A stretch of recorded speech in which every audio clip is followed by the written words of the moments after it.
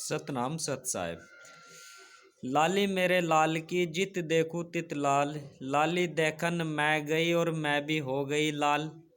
तो कबीरदास जी का यह दोहा वास्तव में बहुत ही प्रेरित करता है और खासकर उन लोगों के लिए एक प्रेरणा है या एक मार्गदर्शक का कार्य करता है जो नास्तिक है या कहते हैं कि ईश्वर नाम की कोई वस्तु या कुछ है ही नहीं। तो जब व्यक्ति ध्यान योग साधना व नाम जप करके व इबादत व प्रार्थना करके अपने आप यानी शरीर के अंदर जो एक ऊर्जा रूपी कण आत्मा कहते हैं जिसे ईश्वर रूपी महान ऊर्जा में एकाकार करता है, विशाला करता है, मिल जाता है, सूरत शब्द का योग होता है, तब की जो घटना घटती है उसका वर्णन यहाँ पर कबीरदास जी कर रहे हैं। लाली मेरे लाल की, यहाँ पर लाल जो शब्द यूज किया गया है वह एक अमूल्य निधि के लिए किया गया है, यानी उसकी तुलना संसारिकता में नहीं की जा सकती। तो उसका वर्णन कबीर साहब जी ने अपने शब्दों में यहाँ यह दोहा बनाया है।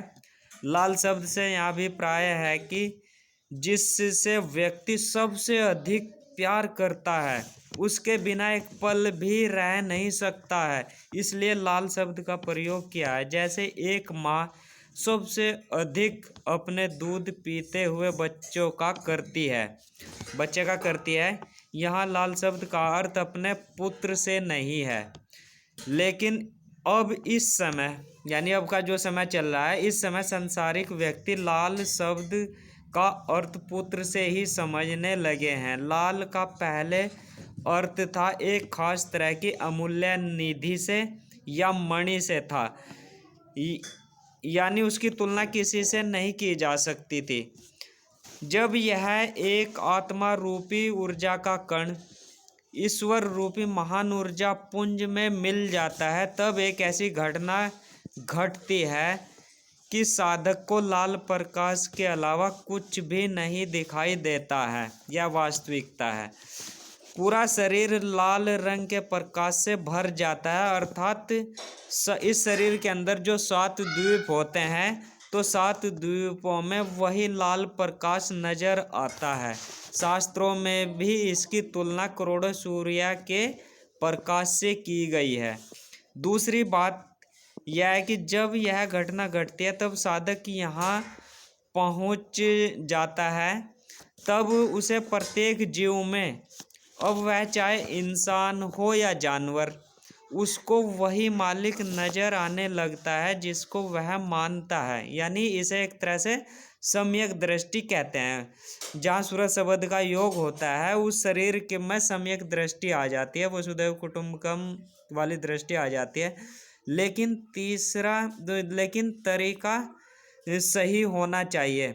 साधना या योग ध्यान साधना करने का, नाम जप करने का, इबादत करने का, प्रार्थना करने का हमारे पास सही तरीका होना चाहिए। तीसरी बात यह है कि जो व्यक्ति यह कहता है कि ईश्वर या निराकार नाम की कुछ वस्तु नहीं है, उनको समझाने के लिए कबीरदास जी ने यह दोहा बहुत अच्छा बनाया है। लाली देखन मैं गई और मैं भी हो गई लाल, यानी लाली देखने का जो तरीका है उसको अपनाए। सबसे महत्वपूर्ण तो यह है, तब वह फिर कहे कि कुछ है या नहीं है। जो नास्तिक है बिना जाने या अपने अनुभव किए बिना ही आस्तिक व नास्तिक है, यानी उन्होंने साक्षात्कार नहीं किया या कुछ जांचा परखा नहीं है और बिना किसी दूसरे कहे अनुसार ही कह रहे हैं कि कुछ है ही नहीं, तब दोनों एक जैसे ही हैं। यानी आस्तिक भी जिसने साक्षात्कार नहीं किया और नास्तिक भी जिसने देखा ही नहीं कि कुछ है या नहीं है, तो दोनों एक जैसे ही हैं। यानी प्रत्यक्ष साक्षात्कार वहाँ नहीं किया गया है, वह दूसरे की सुनी सुनाई बात को ही कह रहे हैं। लाली देखन मैं गई और मैं भी हो गई लाल, यानी लाली देखन मैं गई, लाली देख उस लाल की लाली को देखने के लिए खास मार्ग होता है, तो उस पर चलिए और देखे कैसे नहीं आप फिर लाल हो जाते हैं। कबीर साहब कह रहे लाली देखन मैं गई और मैं भी हो गई लाल। जब वहाँ पर पहुँच जाता है ना सही मार्ग को अपना करके, तो उस व्यक्ति की हिम्मत नहीं है कि वापस इस संसार में आ जाए। यहाँ पर पहुँचते ही व्यक्ति उसी मालिक के रंग में रंग जाता है, अर्थात निष्काम भाव उसकी रजा में राजी रहता है। सम्यक दृष्टि आ जाती है। एक बार वहां तक पहुंचने पर फिर आपकी हिम्मत नहीं कि वापस इस संसार में आ जाए। आज तक का एक भी उदाहरण नहीं है कि वहां पर पहुंच लाली को देखने के बाद कोई संसारिकता में रम गया हो। लेकिन शुरुआत, यानी जो है कह रहे कि नास्तिक है, उन्हें शुरुआत या आधार, सही तरीका या सही मार्ग को अपनाना पड़ेगा।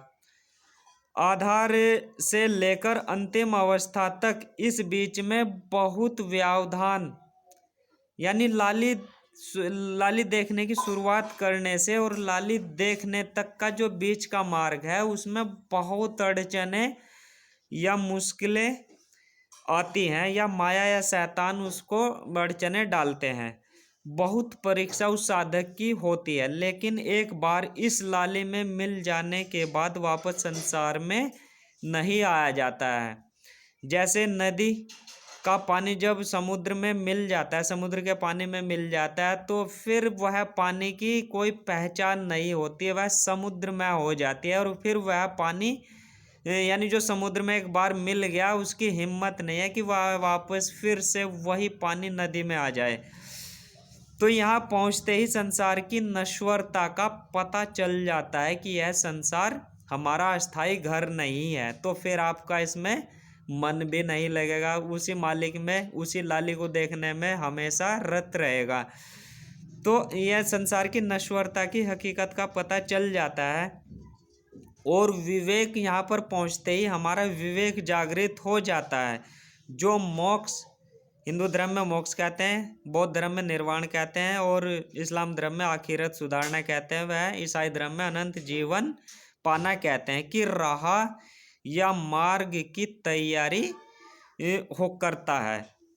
इस लाली से मिलने के लिए आपको सही मार्ग अपनाना होगा, तभी आप उस लाली को देख सकते हैं। और ऐसा नहीं है कोई एक खास विशेष आदमी ही, व्यक्ति ही देख सकता है, आप सभी देख सकते हैं, बस मार्ग सही होना चाहिए। सतनाम सत साहिब।